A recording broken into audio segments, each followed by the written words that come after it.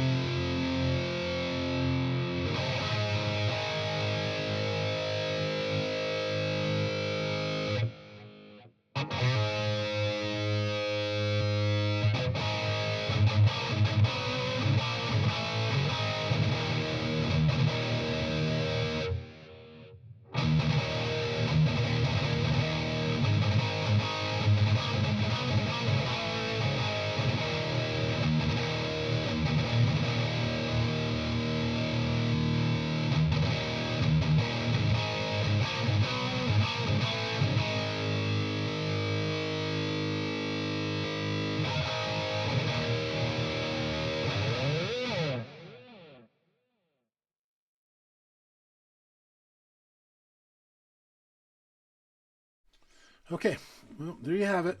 What I did is I turned an overdrive on and off, a boost on and off. I also kicked in an EQ, which scooped the mid-ranges a bit so you can hear what would sound like with the mid-range, not quite so punchy. But anyway, I hope it gives you a good idea of what the Seymour Gus Fire G pickup sounds like. You can also run this pickup passive. It's a fairly low output, about 8.4 resistance roughly. But yeah, I had a hard time finding too many demos of it, what the pickup was actually like. And I hope this helps some of you out who were thinking about it. I think they stopped making them, so it might be a good idea to pick them up. It's good to be a little bit different. You know, I was a bit dubious about going active, but I figured it does tend to hold the gain better a little bit.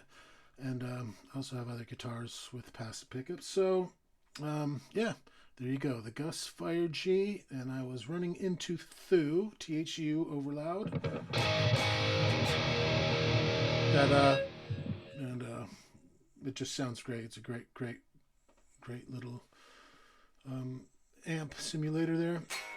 Anyway, thanks for watching.